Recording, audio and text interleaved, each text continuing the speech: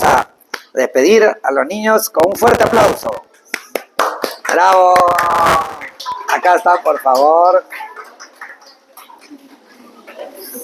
¿Cómo estamos de calor? ¿Frío? ¿Frío, calor? ¿Frío, calor? ¿Frío? ¿Todo bien? Ya. Muy bien, nos reacomodamos. Muy bien, abran sus Biblias, por favor, en Mateo, capítulo 4. Sí, Mateo, capítulo 4. Vamos a... ¿Ya van los niños? Muy bien. Mateo, capítulo 4. ¿Ok? Muy bien. Estamos en medio de la serie El Rey morando entre hombres. Dani, ¿me ayudas descontando? El Rey morando entre hombres. Credenciales de Jesús, Rey divino. Credenciales de Jesús, Rey divino. Y nos vamos a basar en Mateo 4 del 23. Como saben, estamos desarrollando la serie El Rey morando entre los hombres, donde venimos exponiendo el Evangelio según Mateo de manera secuencial, verso a verso, pasaje a pasaje, de tal manera de que este texto, inspirado por el Espíritu Santo, acerca de la obra, pero Mateo tiene un enfoque en particular. El enfoque de Mateo es presentar al Señor Jesús como el Mesías esperado, el Rey del pueblo de Israel que venía a la tierra a morar en medio de su pueblo. Venía tal como los profetas lo habían anunciado. Y eso sin duda alguna era algo de suma importancia, y esta perspectiva es la que queremos que después de toda la serie se quede grabada en nuestra mente, en nuestro corazón, y podamos tener una serie de aplicaciones en nuestro diario vivir. Y así es como Juan el Bautista anunció al Señor también, ¿no? Él fue aquel heraldo que iba delante del Señor. El tema de hoy, como digo, credenciales de Jesús, Rey divino, tiene como objetivo conocer cómo se presentó el Señor, cómo se dio a conocer y en particular cómo se presentó como Hijo de Dios. Tal vez ahora nosotros, en medio de una cultura, sí es cierto que en general no glorifica a Dios, pero ya es una cultura cristiana la nuestra, o por lo menos no de práctica y no de vivencia espiritual, pero sí cultural. Y por lo tanto, decir que Jesús es Hijo de Dios es lo que todos dicen, es lo que dicen los evangélicos, los católicos y los religiosos que creen en Jesucristo en general. Entonces no le damos la importancia, el valor que sí tenía para el pueblo de Israel. Y eso es lo que estamos llamados a resaltar hoy día. Ahora, Mateo dio a conocer esto a través de su obra, de su vida, como digo, pero también a través de sus milagros. Es muy interesante, y nosotros los creyentes, cuando entramos al terreno de los milagros del Señor, muchas veces no sabemos definir bien nuestro punto de vista, y ahora vamos a poder analizarlo a la luz de la palabra. Y todos esos hechos poderosos, las credenciales divinas del Señor Jesucristo, tenemos nosotros la responsabilidad, habitantes del siglo XXI, de darlo a conocer a nuestra generación, a los que nos rodean. Y ahí entramos en una serie de afirmaciones, situaciones y momentos en los cuales tenemos que dar testimonio de la divinidad del Señor Jesucristo. Bien interesante. Miren lo que dice Juan, el Evangelio de Juan, capítulo 20, versos 30 y 31, respecto a la importancia de la identidad de la divinidad del Señor Jesucristo. Dice Juan 20, 30 al 31. Y muchas otras señales hizo también Jesús en presencia de sus discípulos, que no están escritas en este libro, hablando del Evangelio de Juan. Pero estas, o sea, las que se han sido registradas, pero estas se han escrito para que ustedes crean que Jesús es el Cristo, el Hijo de Dios, y para que al creer tengan vida en su nombre. Miren la importancia. Siempre resaltamos que Jesús era plenamente hombre, pero también fue él plenamente Dios. Y eso lo decimos muy fácil, pero entender la implicancia de lo que significaba Dios viniendo a hacerse hombre, vamos a tratar un poco de desglosarla, de entender. La segunda persona de la Trinidad, el Hijo, se encarnó. Imagínense, si esto no fuese así, nuestra salvación no hubiese sido posible. Porque todos los seres humanos nacemos en pecado. ¿Quién hubiese muerto por nosotros si no fuese Dios mismo que se hizo hombre?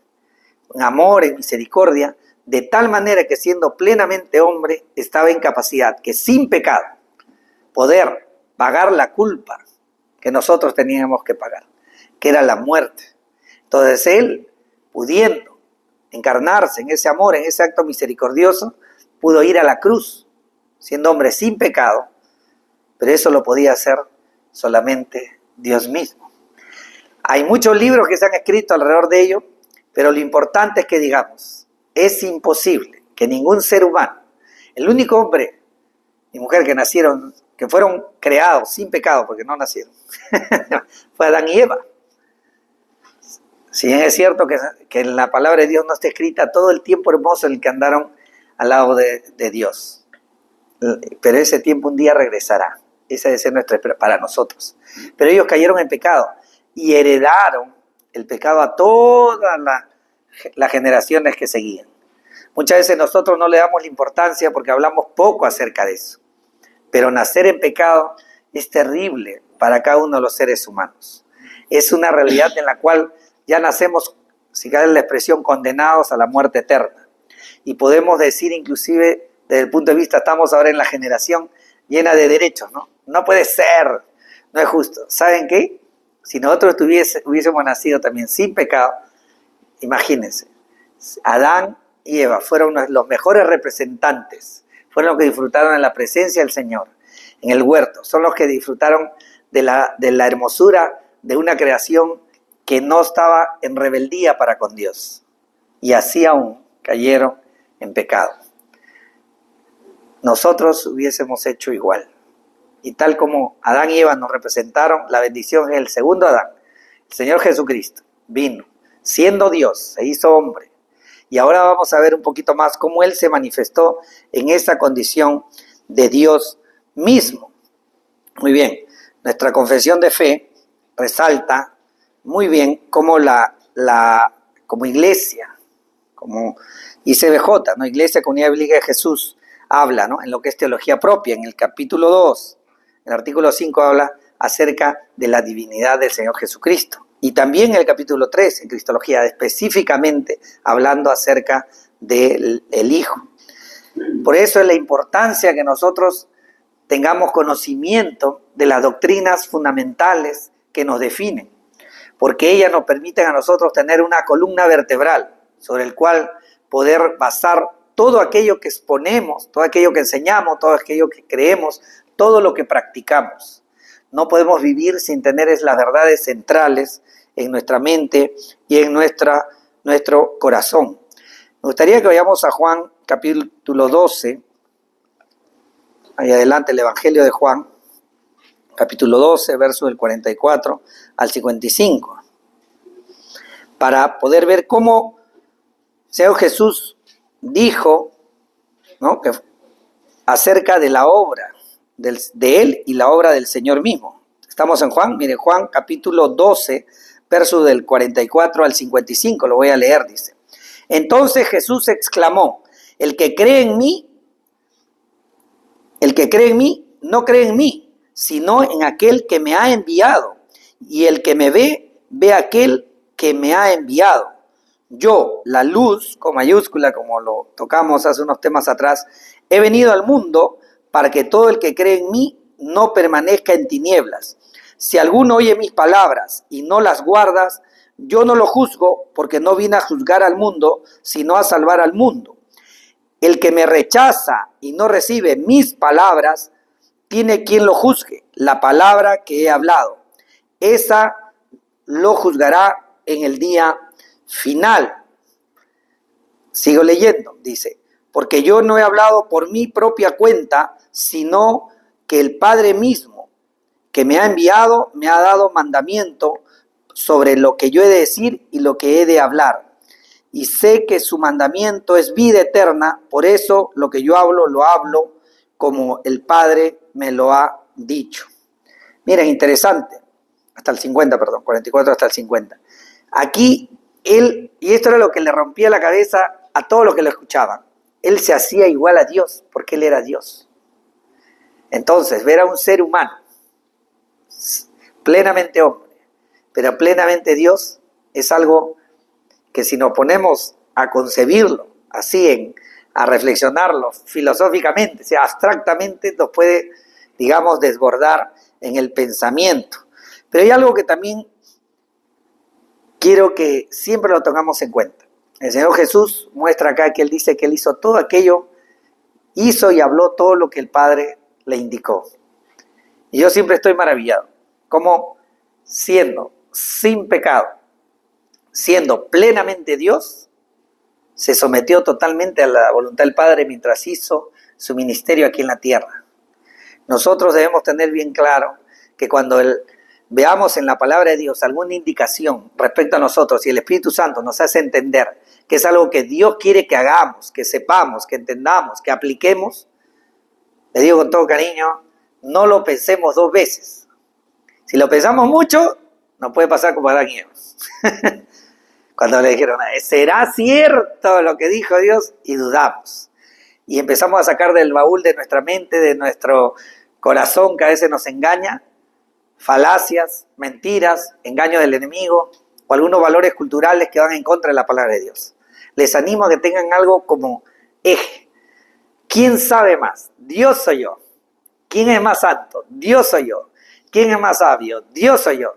¿Quién merece obediencia? ¿A mis propias ideas o a lo que Dios afirma?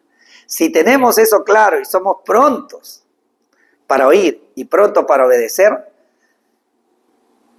estoy seguro que las bendiciones del Señor no tendrán límite. Se van a quedar maravillados de la gracia de Dios en su vida. Porque Dios no es un Dios mezquino, Dios no es un Dios que guarda, se esconde de nosotros, Dios no es un Dios que no se quiere revelar, Dios no es un Dios que sea duro y no tenga misericordia, sino que nosotros, lamentablemente, de una manera muy seguida, hasta, me atrevo a decir, casi continua, tendemos a ser como nuestro padre Adán, ¿no? Rebeldes. Entonces seamos como nuestro Salvador, que fue obediente, que dice que él todo lo que dijo fue lo que el Padre le dijo, y hizo todo lo que el Padre le dijo.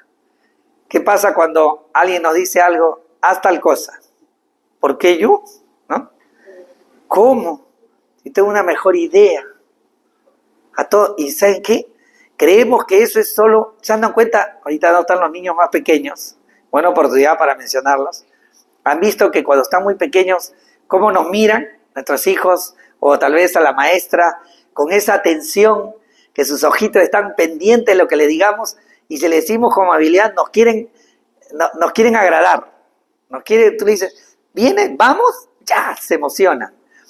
¿Quieres tal cosa? Sí. O sea, esa alegría, esa desbordante. Y cuando tú le dices, yo te amo, yo también. Y abren los bracitos así con esa.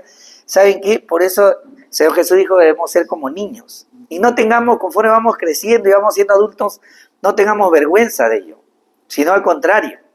Y eso, si te da vergüenza, te va a hacerlo un poco en público, pues comienza en lo secreto, ahí con el Señor.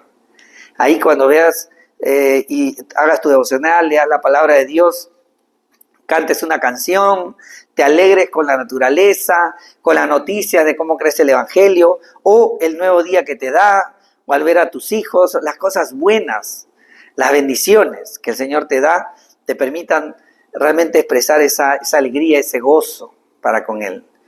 Justo hay un podcast donde el pastor Sugel Michelén le hablaba acerca del libro que ahora está en todos los podcasts de Eclesiastés, que se demoramos 12 años, no van a hacerles, y todos se ríen de eso. Lo interesante está que él habla de que no sabemos vivir. Me gustó esa expresión, parece que ha salido recién eso hace 2 días, lo escuché hoy día en la madrugada. Y dice, no sabemos vivir, porque creemos que Dios es un aguafiesta.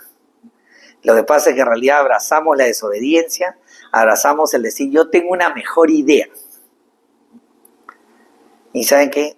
El Señor tiene las mejores ideas. El Señor quiere lo mejor para ti. El Señor ya lo demostró y el Señor es Dios mismo, habiéndose hecho hombre por nosotros. En una oportunidad el Señor Jesús con su divino poder sanó a un ciego de nacimiento, ¿no? Es conocido. Ya los fariseos habían interrogado a este ciego. Y él les había dicho que fue Jesús quien lo sanó, tomando barro, poniéndole en los ojos. Él fue, se lavó y pudo mirar. Eso ya les había dicho. Así que ellos ya sabían cómo había sido la sanidad que había tenido este ciego de nacimiento.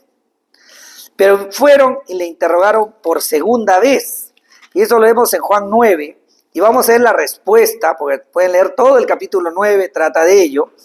Pero bien interesante, Juan, ¿cuál fue la respuesta cuando le pregunta por segunda vez quién te ha sanado? Y Juan 9, del 30 al 33 dice, el hombre le responde, el que había sido ciego. Pues, y está entre comillas, porque es textual lo que dijo, dice, pues en esto hay algo asombroso, que ustedes no sepan de dónde es, hablando del Señor Jesucristo. Y sin embargo, a mí me abrió los ojos. Sabemos que Dios no oye a los pecadores, pero si alguien teme a Dios y hace su voluntad, a este oye. Miren, desde el principio jamás se ha oído decir que alguien abriera los ojos a un ciego de nacimiento. Si éste no viniera de Dios, no podría hacer nada. Eso dijo el ciego. El ciego no era un sacerdote, no había ido al seminario, era un judío, sí, miren, era un judío que entendía, como nosotros, los que somos creyentes, entendemos las escrituras. Pero termina el 33 diciendo, si este no viniera de Dios, no podría hacer nada. Y él estaba hablando, él me sanó. Le dice, ¿ustedes no saben de dónde viene? Yo sí sé, él viene de Dios, era su expresión. Definitivamente él fue receptor de tremenda sanidad, pero su reflexión, una reflexión, si quiere decirlo de una manera teológica vivencial, para llamarlo de alguna manera. Pero lo importante es que fue consciente de que esa sanidad era una obra de Dios mismo. Entonces, lo que el Señor Jesús habló, lo respaldó con obras maravillosas, portentosas. Nuestro pasaje de hoy, vamos a ver cómo Mateo, inspirado por el Espíritu Santo, muestra el ministerio del Señor Jesús, tanto con lo que tiene que ver con la enseñanza, la predicación, y cómo sanó a muchos. Y ese es un punto en particular que quiero resaltar, pero sin soslayar los anteriores. Vamos a Mateo 4, ténganla ahí en su Biblia, Mateo 4, del 23 al 25. Como primer punto, tenemos la enseñanza del Señor Jesús, la enseñanza del Señor Jesús. Y dice Mateo 4, 23, en la primera parte, dice, y Jesús iba por toda Galilea enseñando en las sinagogas. Y Jesús iba por toda Galilea enseñando en las sinagogas. Eso es lo que dice Mateo, en el verso 23 del capítulo 4, en la primera parte. Cuando dice que iba, ahí lo que está hablando es que recorrió, dice la Reina Valera. Que palabras en el original de entender que lo hizo varias veces y de manera continua. O sea, él estuvo enseñando por toda Galilea, porque así lo menciona, que iba por toda Galilea. Recorrió Galilea, más o menos era 100 kilómetros de largo y 50 de ancho. Y quiere decir que él lo recorrió de cabo a rabo, como se dice, ¿no? Ahora, Galilea era llamada Galilea de los gentiles, por su historia de ocupación de pueblos gentiles y también porque era un centro de comercio. Por ahí pasaban muchos extranjeros y había mucho intercambio comercial. Entonces tenía esa implicancia. Pero acá está claro, énfasis que también Mateo quiso decir, como saben, que Jesús era el Mesías, pero también la práctica del Señor Jesucristo era ir a las sinagogas judías. Las sinagogas era el centro cultural, hasta económico, social y espiritual del pueblo de Israel. Y él iba allí para poder manifestar la realidad del mensaje que él traía para el pueblo, que el reino de los cielos había llegado, que él era el Mesías esperado, el rey de este pueblo que había venido, era lo que estaban esperando, era quien estaban esperando. Como dije, las sinagogas eran un centro especial. Ellos se reunían el segundo día, el quinto día y el séptimo día. El séptimo día de manera especial porque era el día de reposo para los israelitas. Y cuando llegaba un rabino, un maestro de visita, era común, usual, invitarlo a leer las escrituras, a darle enseñanza respecto a las escrituras que correspondían. Y cuando digo correspondían es que el estilo era secuencial también. Y él tenía que exponer. Por eso es que nosotros hacemos lo mismo. Vamos a las escrituras, tomamos un texto, tratamos, en el caso nuestro, estamos siendo enfáticos en que sea secuencial, pero de acuerdo a ese texto exponemos las verdades que ahí se enseñan. Muy bien. Y eso hacía el Señor Jesucristo. Por cierto, el Nuevo Testamento no existía todavía, estamos hablando del Antiguo Testamento. ¿Ok? Y ahí él enseñaba, mostrando que él era la verdad, era el Mesías esperado.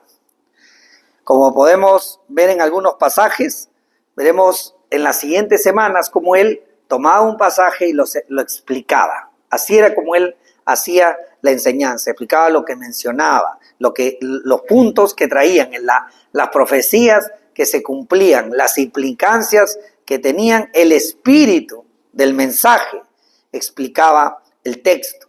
Ahora nosotros, ¿cómo podemos aplicarlo? Nosotros también, de manera estratégica, en el momento adecuado, bajo las circunstancias adecuadas, no necesariamente tiene que ser en el marco de una clase, porque nosotros también podemos explicar las escrituras en el sentido de transmitir las verdades de Dios para aquellos que no lo conocen. Siempre estamos interactuando entre nosotros también los creyentes y también con aquellos que no lo conocen. Y podemos mostrar quién es Jesús explicando las escrituras. ¿Ok? Muy bien. Ahora, como segundo punto, también en Mateo 4:23, vemos en la segunda parte, dice que el Señor Jesús no solamente iba por toda Galilea enseñando en sus sinagogas, sino que dice, después de una coma, dice, proclamando el evangelio del reino. Quiere decir que la predicación, por eso he puesto como segundo punto la predicación, era también una actividad que el Señor Jesús hacía de manera sistemática cuando se presentaba en las sinagogas o en diversas circunstancias que de aquí en las siguientes reuniones vamos a poder explicar muchas de ellas. Pero la predicación, que es proclamar, que es anunciar, que es exclamar una afirmación acerca de ¿qué? El evangelio del reino.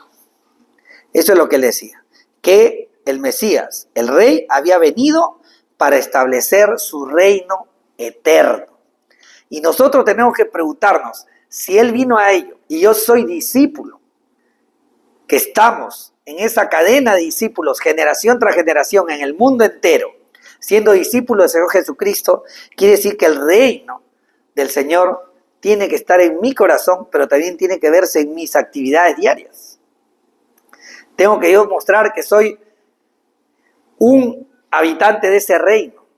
Está claro que la plenitud del reino no ha llegado aún, pero podemos ver ahora, vamos a ver cómo tal vez las grandes señales que el Señor hizo son un adelanto de lo que vamos a vivir. Debemos vivir como aquellos embajadores del reino del Señor. En otras palabras, aquellos que nos rodean tienen que ver en nosotros de dónde somos, a qué reino pertenecemos. Se tiene que notar. Tú tienes que notarlo en tu esposo, en tu esposa, en tu hijo, tu hija, en tu amigo creyente, en tu amiga creyente.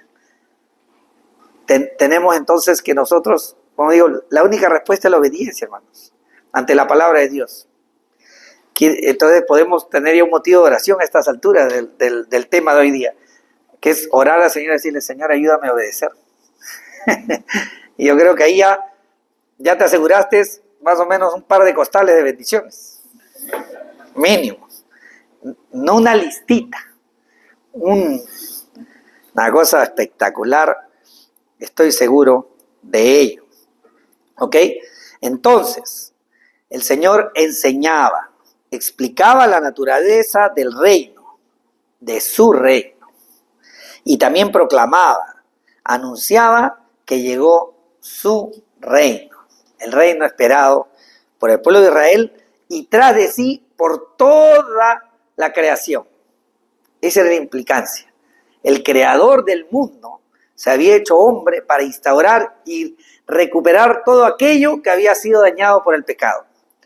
Y como muchas veces se dice en la palabra de Dios, los teólogos, de que muchas veces el Señor se manifiesta en dos etapas. La primera etapa del reino se manifiesta en los corazones de sus discípulos.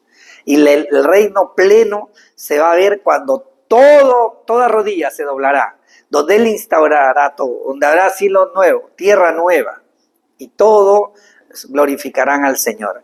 Inclusive el malo, el impío, estará reservado para que podamos ver todos como el Señor es un Dios justo, es un Dios que tiene lo que se llama ira santa, sabe hacer justicia y sabe dar el justo pago a aquel que no fue rescatado por Cristo. Suena raro, pero es así. Dios se ha provisto de toda la creación para que Él sea glorificado en todos los aspectos de su naturaleza. Y nosotros los cristianos estamos del lado ganador.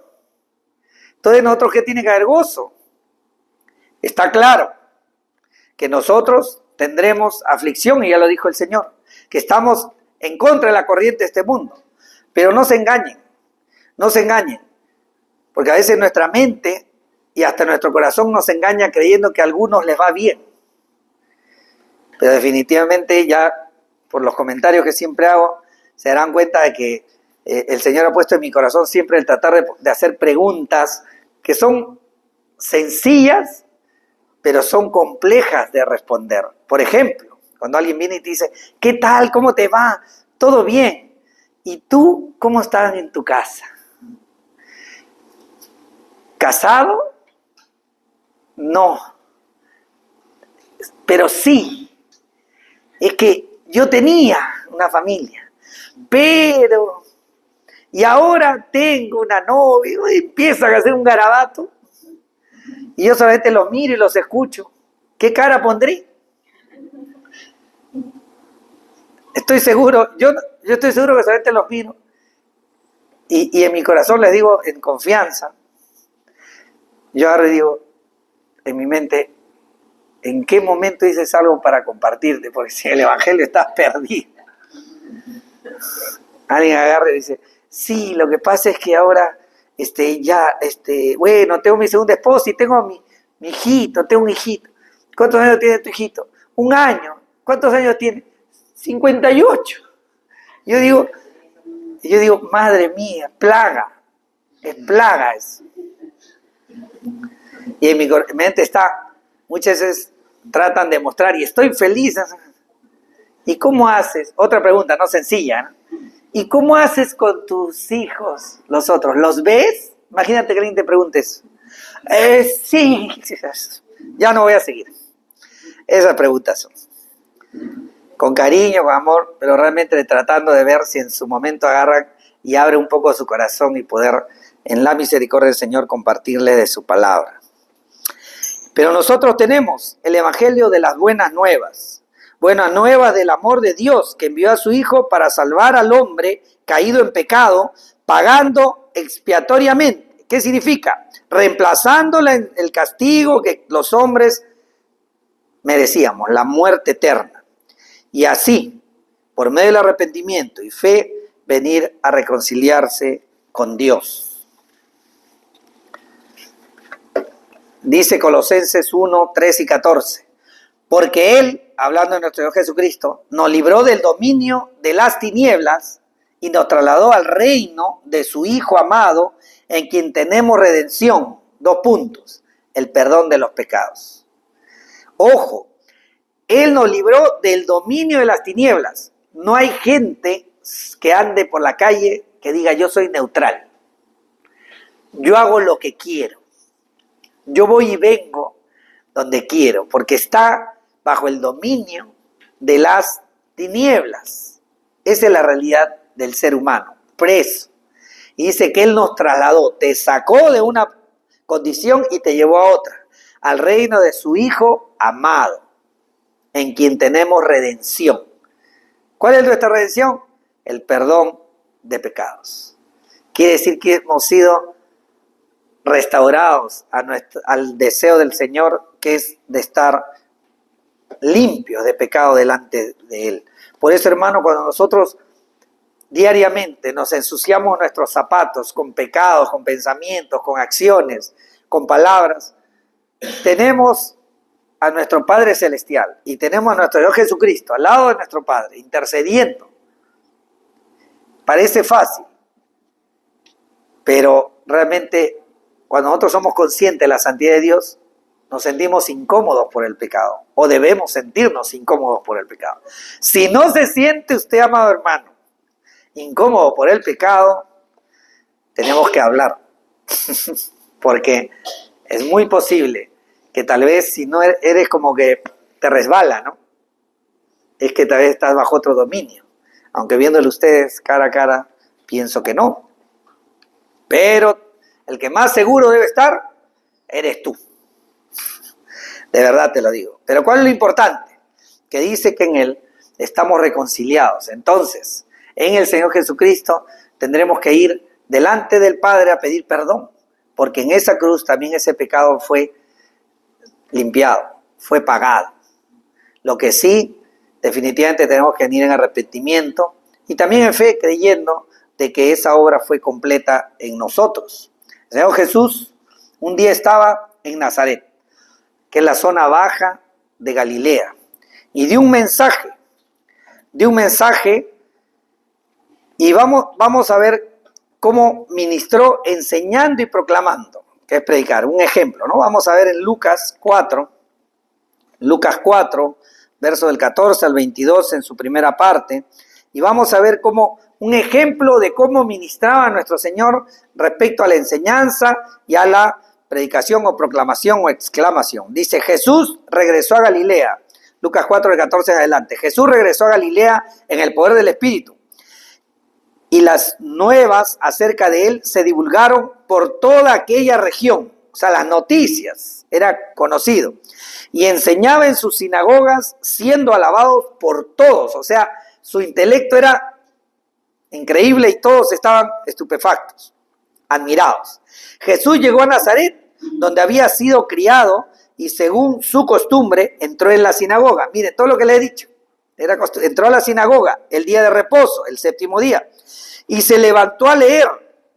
Entonces, como era el rabino invitado, le dieron el libro del profeta Isaías, y abriendo el libro halló el lugar donde estaba escrito: el Espíritu del Señor está sobre mí, porque me ha ungido para anunciar el evangelio a los pobres, me ha enviado para proclamar libertad a los cautivos y la recuperación de la vista a los ciegos, para poner en libertad a los oprimidos, para proclamar el año favorable del Señor. Imagínense, ungido para anunciar el evangelio, enviado a proclamar libertad de ese dominio de las tinieblas a el reino suyo. Dice, libertad a los oprimidos, para proclamar el año favorable del Señor. O sea, un nuevo tiempo se ha abierto. Cerrando el libro, lo devolvió al asistente y se sentó. Y los ojos de toda la sinagoga estaban fijos en él. Imagínense, ¿no? A veces te has sentido observado. Él estaba siendo observado por todos. Y comenzó a decirles, comillas, hoy se ha cumplido esta escritura que han oído. En otra palabra dijo, yo soy. Tremendo, ¿no? Todos hablaban bien de él, ¿no? Y se maravillaban de las palabras llenas de gracia que salían de su boca. O sea, estaban maravillados, estaban estupefactos. Decían, ¿qué? Él había recorrido todas las... O sea, esto no estaba oculto, hermanos. Muchas veces nosotros creemos que el Señor Jesús estaba tal vez escondido por allí. No, Él recorrió. Miren lo que claramente dice acá. Ahora, ¿cómo aplicamos esto? Así como el Señor proclamó el evangelio del reino, nosotros debemos dar testimonio de la salvación que hemos alcanzado por medio de Jesucristo y llevar también las buenas nuevas de salvación. Hermano, nosotros todos tenemos un testimonio que dar. No tienes que ser experto. Y también no está mal que te prepares, ¿no? Que tengamos conocimiento para poderlo transmitir, para poder enseñar. Tenemos que leer porque necesitamos saber más del Señor y también darlo a conocer, presentarlo a otros, ¿no? Así es. Así que donde veamos que se nos da una oportunidad, la campanita que digo yo, ¡ting! Predicar, desarrolla aquellas estrategias, no necesariamente que sean las de otros, sino hácete la idea, digamos, ¿cómo voy a hacer para compartir? Buenas oportunidades son cuando la gente está tal vez, como siempre digo, en un día especial. El día especial puede tener muchas características, puede ser especialmente de alegría, por ejemplo, es su cumpleaños, algo bueno, está contento, no sé, lo que sea bueno. Pero también puede ser un día especial en el sentido lamentablemente negativo, algún problema, una enfermedad, un momento difícil, el que fuese, ¿no? Pero en el cual tú puedas acercarte y darle un mensaje de parte del Señor. Prometerle una oración o decirle que Dios sí le escucha si tiene necesidad. Debemos mostrarnos amigos, seamos abiertos. Que hay riesgo que tal vez no nos traten tan bien como nosotros a ellos. ¿Te van a tratar como a tu Señor? En nuestra sociedad no. Si me cuenta alguien al que lo hayan flagelado, lo hayan maltratado, lo hayan golpeado, y menos crucificado, ¿no es cierto? Así que estamos del lado simpático de la historia. Ok, entonces debes también conocer el plan de salvación. Debes tener algunos versículos en tu mente, en tu corazón, pero tienes sobre todo, como hizo el ciego. Yo sí de algo estoy seguro, que mi vida cambió porque Dios ha obrado en mí. ¿Qué hay contra eso? ¿Quién puede decirte, no te creo? Porque es lo que yo he vivido. Como el ciego dijo, no sé de dónde viene, dijo la primera vez, pero él, lo único que sé es que me sanó. Nosotros podemos decir igual. No ha sido ni la primera ni la última vez en que alguien me ha dicho, Darío, ¿sí? ¿Yo? Dios está tratando conmigo siempre. ¿Ok? Muy bien.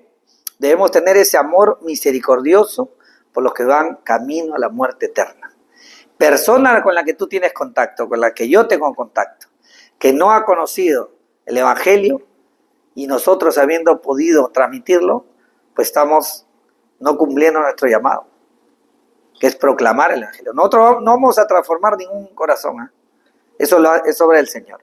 Pero lo que estamos llamados a hacer es ponerle en la mente, en la reflexión de la persona, y si en la misericordia de Dios toca su corazón y lo llama, pues Él lo pasará del dominio de las tinieblas a su reino. Esa es obra del Señor.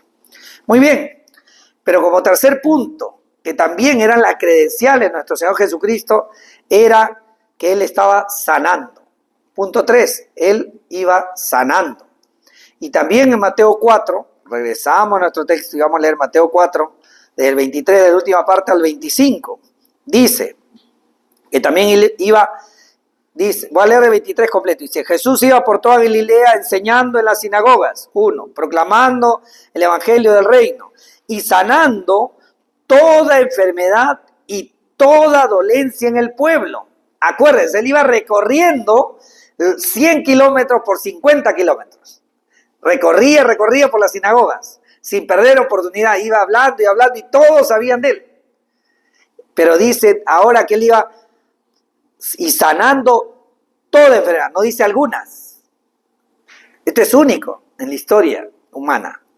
Sanando toda enfermedad y toda dolencia en el pueblo. Imagínense, los médicos misios, fisioterapistas, dentistas, psiquiatras, psicólogos, todos dedicándose de albañiles, no sé, otra cosa. Porque el Señor sanó a todos.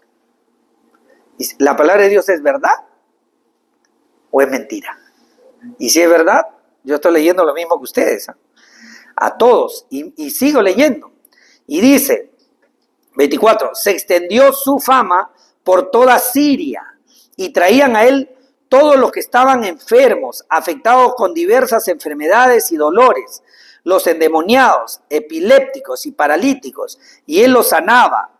Y lo siguieron grandes multitudes de Galilea, Decápolis, Jerusalén y Judea y del otro lado del Jordán. Pues el Señor era súper famoso. Al Señor lo conocían todos. ¿Se dan cuenta? De manera especial recorrió Galilea. Galilea y toda Palestina estaba dentro de la provincia romana que se llamaba Siria en esa época. Y acá está hablando que toda Siria. O sea, en otras palabras, toda Palestina, como después lo menciona, y otros pueblos aledaños. Todos sabían. ¿Saben qué? No había enfermedad en esa época. Porque a ver, si te dicen a ti que vas y estás en contacto y pides que te sane a alguien, y sabes que lo sanó a Juanito, a Pepito, al vecino, al de la otra cuadra, al de la avenida siguiente, no sé, al de Molicentro, y sigue por Javier Pray, todos están sanados, ¿tú qué haces? ¿Vas o no vas? Yo voy, ¿no? Todos iban.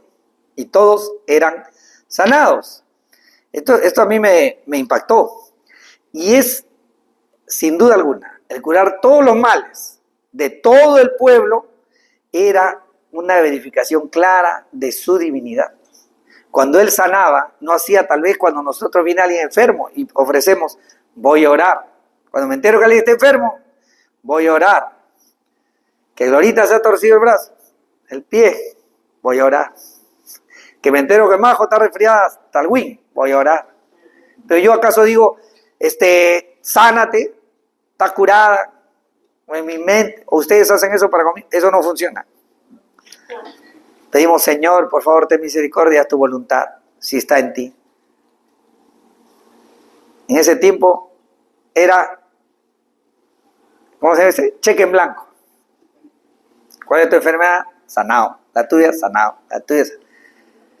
Imagínense, a veces no, por eso estos versículos no quise agarrar un pasaje tan grande, porque tiene mucha riqueza, porque es realmente las credenciales que Dios se había hecho hombre. Que siempre decimos, qué difícil entender para los judíos, porque ellos cómo iban a concebir. Sí, es cierto, teológicamente ellos tenían problemas, porque habían hecho una mala teología, una mala reflexión acerca de Dios. Pero vivencialmente era como el ciego. Yo era ciego de nacimiento, vino, me sanó. Ya les he dicho una vez, les vuelvo a decir ahora, teólogos, estudiosos, les digo que nadie hace esto si no viene de parte de Dios. ¿Quieren que se lo repita por tercera vez? Algo así no me faltaba. El ciego era el teólogo de moda. Porque él entendía que realmente Jesús provenía de Dios. Y a veces nosotros decimos, con este problema, ¿qué hago? Con esta dolencia, ¿qué hago? Bien sencillo, pide al Señor. Dios sabrá, Dios es soberano. Si Él te quiere sanar, te sana. Y si no, de algo que estoy seguro que tiene un propósito, y tú preguntas al Señor, bien, Señor, ¿por qué me ha pasado esto? Hazme entender, pues yo lo que quiero hacer, que es lo que me conviene, porque en este cuerpito que está sufriendo, yo quiero que termine. No sé si ustedes, pero yo no quiero los problemas que duren mucho. Entonces el Señor, en su gracia, tenemos que pedirle y decirle, Señor, y si tal vez en mi cabecita, en mi comprensión, nunca lo voy a entender, pero ten misericordia de mí, pero al final yo estoy aquí, soy tu siervo, tu sierva, soy un vaso en tu mano, que se haga tu voluntad. Porque si el Señor Jesús hizo todo lo que el Padre le dijo que haga y repitió todo lo que le había dicho que diga, yo lo quiero imitar a Él. ¿No es cierto? Es lo que nos conviene.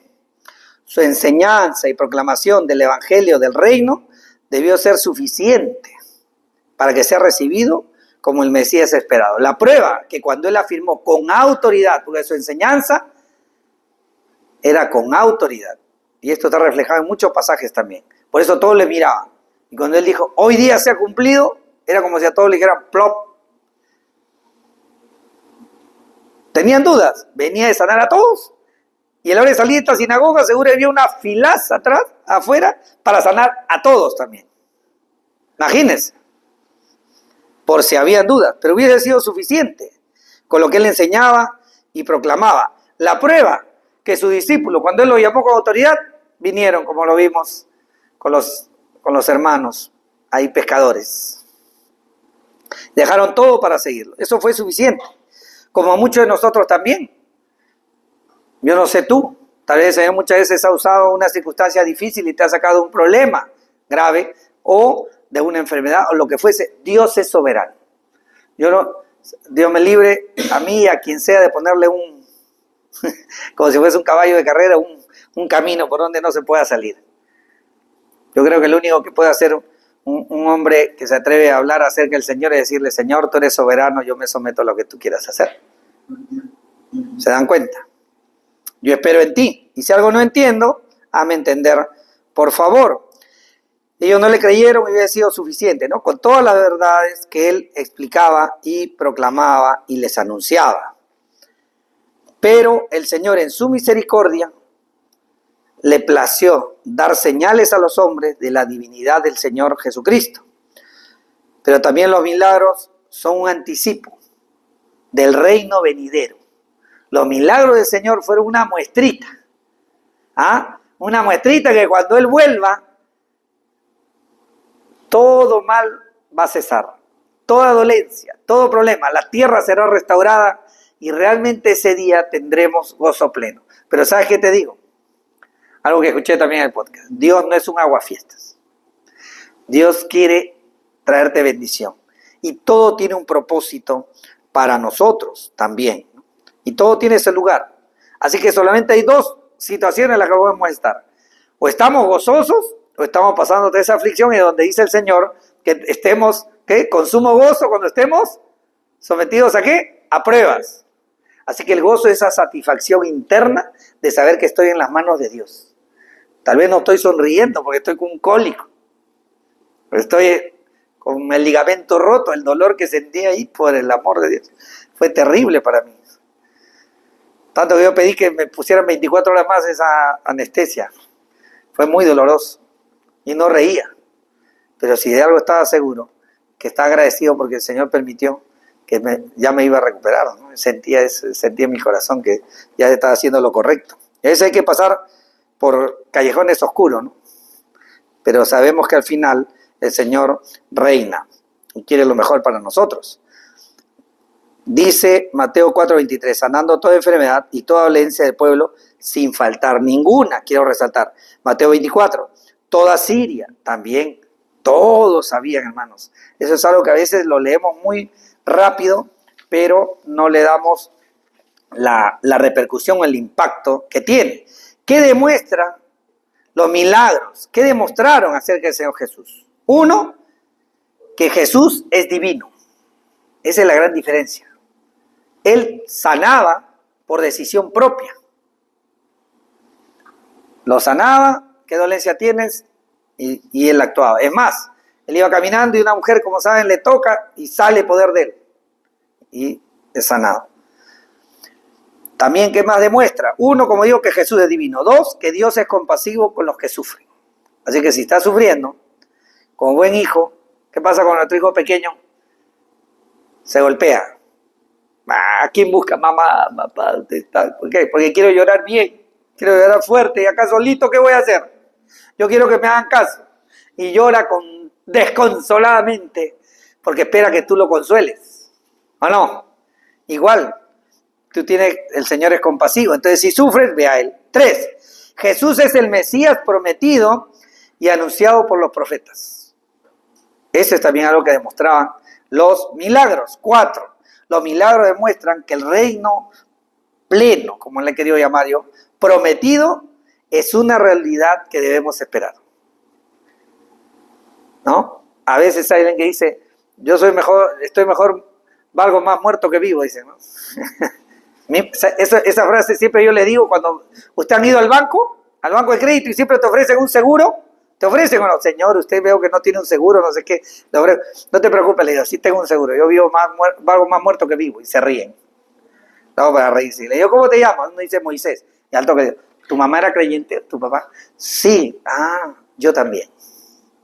Y como siempre veo casi a las dos mismas agencias me conocen. ¡Cling! Oportunidad. ¿No? Igual. Algo siempre, ¿no? Ya llega el que nos va a preguntar. Este nivel de milagros y portentos no se ha vuelto a ver. Hermanos, esto no se ha vuelto a ver. Muchas veces algunos teólogos amigos dicen, ya cesaron. ¿Saben qué? Dios es soberano. Lo único que yo sé es que tenía una hernia entre la cuarta y quinta lumbar. Y lo único que le puedo decir es que después de orar, me sané. Lo único que yo sé es que mi hijo debería estar ciego. Solo sé que después de orar, se sanó. Que Dios no hace milagros a todos, también lo sé. Claro, si cuántas veces le he pedido por algo y también no lo he hecho. Que demuestra soberanía. O sea, yo hago lo que quiero, como quiero, y siempre está bien, dice Dios. Y nosotros lo otro tenemos que decir, amén. Así sea. Aquí el que manda eres tú. Pero Él sigue siendo soberano, misericordioso y poderoso, y hará lo que quiera, como quiera, cuando quiera y a quien quiera. ¿Ok? Pero también coincido en que como en los tiempos de Jesús, el Señor Jesús, nuestro Salvador, no va a ser igual, porque yo no he escuchado ni he visto que en ningún pueblo se le hayan sanado a todos los males, sea cual fuese. Si tú conoces de un pueblo así, me pasa la voz. Yo no conozco. ¿Cómo le aplicamos esto? Estamos llamados a mostrar y enseñar todo el misterio del Señor, incluyendo sus milagros, de tal manera que mostremos que fue Dios hecho hombre el que vino a morar, el Señor Jesucristo, y que Él está llamando a sus escogidos para salvación. Y Él subió esa cruz y no se avergonzó por mí. Yo me voy a avergonzar de reconocerle como Dios. Muy lejos estemos de ello, ¿no? Primero, como dicen, se me achicharra la boca, ¿no? No nos conviene tampoco. Muy bien.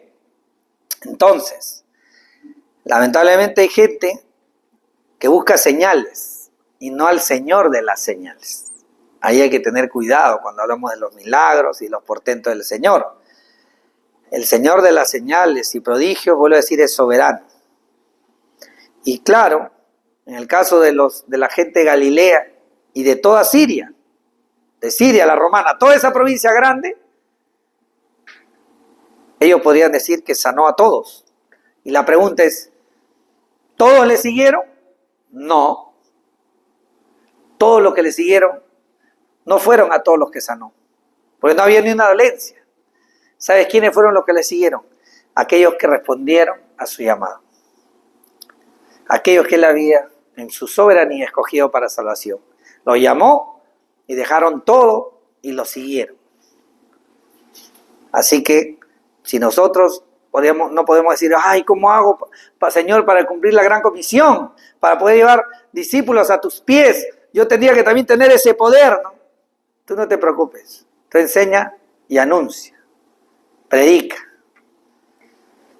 Y da testimonio. Y ora por si alguien está mal. Y Dios hará lo que Él tenga conveniente. Pero la palabra de Dios es la que tiene poder para transformar el corazón. Y quien hace esta transformación es el Espíritu Santo. ¿Ok? Muy bien. Así que eso debemos tenerlo claro. Concluyendo, hermanos, estamos llamados todos a cumplir la gran comisión de ir a ser discípulos. Esta misión comienza por los que nos rodean, con los que interactúan. No tienes que irte tan lejos. El ir que signifique amanecer. A la hora que amanecí, ya me trajiste a un día más de vida, entonces ya estoy listo o llamado a cumplir la gran comisión. Y haciendo discípulos comienza de una manera bien sencilla, que es presentando al Salvador, al Mesías, a Cristo. ¿Y cómo lo presenta? Diciéndole, yo lo conozco. ¿Cómo lo conozco? Porque ha obrado en mí. Ya está ya presentando al Señor. ¿Cómo lo vas a hacer? Usando las Escrituras para hacer entender a los demás, para explicárselo. ¿Cómo vas a hacer? Anunciando que Él es el Mesías esperado, que es el Salvador del mundo, que es el que ha muerto en la cruz. Así lo vas a hacer. Debemos hacer esa labor, sí, con amor y misericordia. A veces nosotros los creyentes, en nuestra mejor intención, compartimos el Evangelio. Y si alguien vemos alguna pequeña reacción, ya cambia nuestro rostro. Y a veces le decimos cosas fuertes, ¿no? No. Dice Proverbios 16:24. Dice, panal de miel son las palabras agradables, dulces al alma y salud para los huesos. En tu boca hay miel y hay salud para los huesos, pero también puede haber amargura y quebrantamiento de huesos. Dios quiera que no sea así, ¿verdad? Primero de Pedro 3:15, muy conocido este pasaje, pero a ese no se termina de leer la última parte que voy a resaltar ahora. Dice, si no, santifiquen a Cristo como Señor en sus corazones, estando siempre preparados para presentar defensa ante todo el que les demande razón de la esperanza que hay en ustedes, pero háganlo con mansedumbre y reverencia. Mansedumbre, no mensedumbre, mansedumbre, astucia para lo bueno, pero con palabras sabias, amorosas, y con reverencia. Reverencia es con respeto. O sea, no, voy a hacerlo un poco cómico, pero veo en ti que eres un pecador. No le voy a decir pecador, ¿no? Mundano, infeliz, no. Sé que te has equivocado, como yo. Sé que tal vez no conoces al Señor, como yo tampoco lo conocí. Sé que has querido hacerlo. Oye, ¿ustedes conocen a alguien? Nosotros que somos varones, siempre un varón, cuando ya agarras confianza con alguien, te dice, si es sincero, te dice, la verdad es que yo quise hacerlo mejor, pero la regué. ¿Sí o no? Eso pasa cuando uno ¿sabes qué te dice?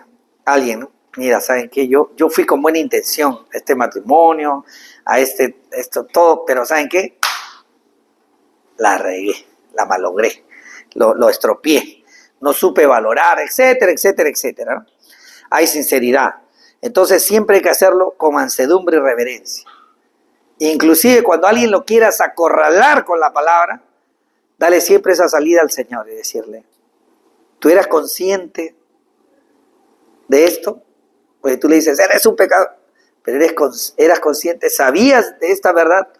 No, pues a eso he venido, o eso quiero hacer, compartirte aquello que también me bendijo mi vida. ¿Se dan cuenta? Está en nosotros. Debemos ser conscientes que somos portadores de buenas noticias. Es cierto que hay foros, hay momentos en que habrá debates apologéticos, o sea, discusiones acerca de afirmaciones acerca de Dios y de la verdad de Dios. Pero no debemos dejar de tener algo muy claro, que nuestro Señor Jesucristo era campeón en debates. Él debatía, que fue firme con la verdad, pero nada lo apartó de su misión y con amor y misericordia padeció hasta la muerte. Él amaba a los que inclusive le dijo, Señor, perdónalos porque no saben lo que hacen. Así que como ellos dicen, voy a decir así, ¿no? Lo cortés no quita lo valiente, ¿no? Somos valientes. Habrá un momento en que hay que dejar claro. Pero tú me dices, ¿prefieres ganar una discusión o ganar a alguien para Cristo? Yo me voy por lo segundo. Eso no significa que podemos ser claros y amorosos. También ocurre varias veces que cuando hemos querido compartir el Evangelio, a veces nos han objetado, ¿no? De alguna manera. Y yo sé, de algunos de ustedes, cuando les digo, ¿qué tal el mensaje? Faltó que sea un poquito más práctico. Poquito más práctico.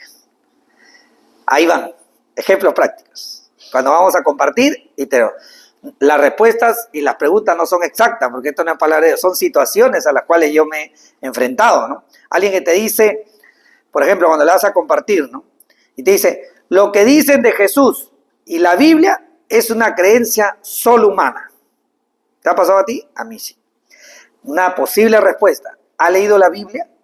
Y si lo has hecho, ¿la entiendes? Te animo a que lo hagas, o sea, la salida. No lo vas a acorralar, ¿entiendes? No entiendes nada. No, le das la salida. Te animo a que lo hagas, a que leas la palabra de Dios y le digas a Dios, y ahí viene lo interesante, lo llevas delante del Señor, le presentas al Señor y le digas a Dios, antes de leerla, que si la Biblia es su palabra, te la haga entendible. Y yo le puedo dar mis testimonios a esa persona que yo leía la Biblia antes y no entendía. Entendía así el texto como tal, pero no entendía el concepto espiritual. Tanto así que un día yo creía que estaba del lado de Dios y el otro día yo creía que era tan malo que yo a veces, si lo digo abiertamente y va a quedar grabado, que yo creía que tal vez era el anticristo. A ese nivel. O sea, en el entendimiento estaba perdido. Leía así el texto, pero no le entendía en su connotación espiritual, pues Dios no me había abierto el entendimiento. ¿Es obra del Señor? Segunda posible pregunta. Te dicen, eso no pasó, es un cuento. Hablando sobre los hechos bíblicos, ¿no? Y te mencionan cualquiera. Tú le dices, ¿has visto lo que se ha demostrado científicamente? ¿Has leído la Biblia sin prejuzgar lo que no conoces? Te animo a que lo hagas. Hermanos, hoy día, justo, no sé cómo es, pero el Google y los algoritmos saben todo, ya hasta que creo que leen la mente. Ya. Y de repente me saltó National Geographic, descubrimientos con nueva tecnología de la historia bíblica, algo así. 1 hora y pico. Pues si te levantas temprano te da el tiempo. Y lo empecé a escuchar. Ayer una parte y hoy día terminé un poquito. Interesantísimo lo que se está descubriendo. Muy interesante, te animo a que lo busques y le puedes demostrar con unos datos científicos claros cómo están descubriendo las verdades bíblicas. Increíble. Por eso te hablaba de Sodoma y Gomorra, no me voy a explayar, pero era increíble cómo empezó a decir, siempre hay un detalle, de que termina dándole tal explicación que solamente yo agarro y digo, ¿qué tal poder de Dios? Y ellos dicen, pero si esto ocurrió y lo otro, y lo otro, y lo otro, y lo otro, y justo el pueblo judío salía, pudo cruzar el Mar Rojo. El mar de los juncos, porque donde se llama Mar Rojo hay mucha profundidad. Entonces solamente alguien te puede venir y decir, yo he leído por ahí que es imposible cruzarlo, por el volumen de agua. Imposible. Ni la represa Cabot, creo que se llama, la de Estados Unidos, la puede contener. Y te deja medio temblando, ¿no? Pero cuando leen en los unidos dicen que por el mar de los juncos, era donde el mar era más llano. Ahí el delta del Nilo.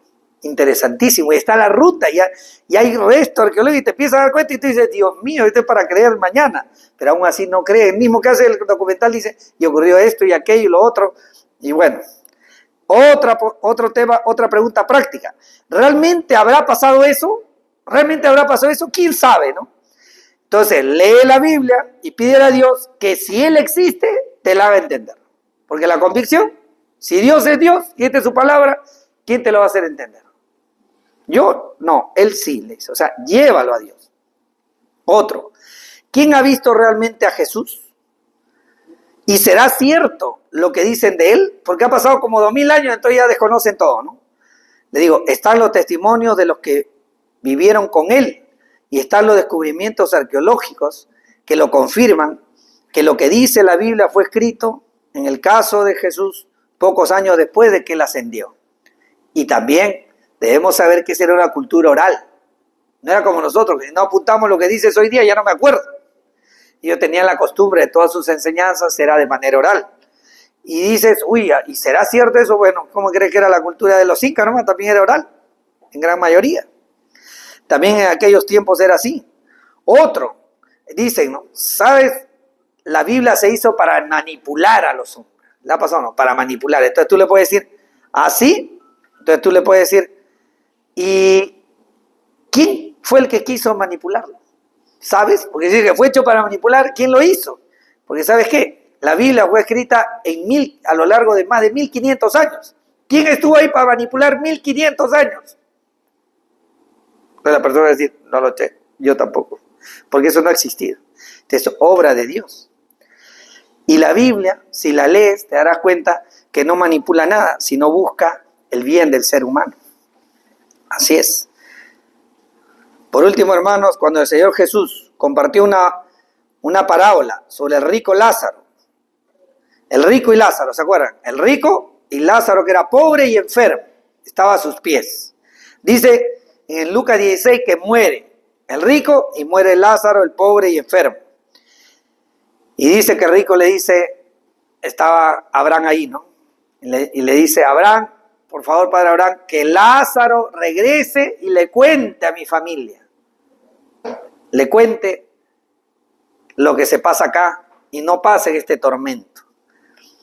Y él le dice que así resucite, no van a creer. Y tan claro es que el Señor Jesucristo, a un amigo que por coincidencia, su amigo hermano de María, se llamaba Lázaro, es como decir Víctor y Víctor, Miguel y Miguel, no tiene nada que ver uno con otro. Él lo resucitó. ¿Y sabe qué querían hacer los fariseos y los sacerdotes? Querían matarlo porque era la prueba del milagro que había hecho el Señor Jesús, que era una prueba de su divinidad, como ya sabemos. Entonces, en lugar de dar gloria a Dios, querían matarlo. Entonces, como bien dijo el Señor Jesús en esa parábola, así resuciten como realmente sucedió, no van a creer. Increíble. Dice, así es. Así que termina diciendo, la salvación viene porque los cristianos, nosotros, llevamos el Evangelio presentando al Salvador y su obra redentora. Y toca a Dios de encargarse de los corazones, llamarlos y ellos responder con arrepentimiento y fe. Vamos a orar.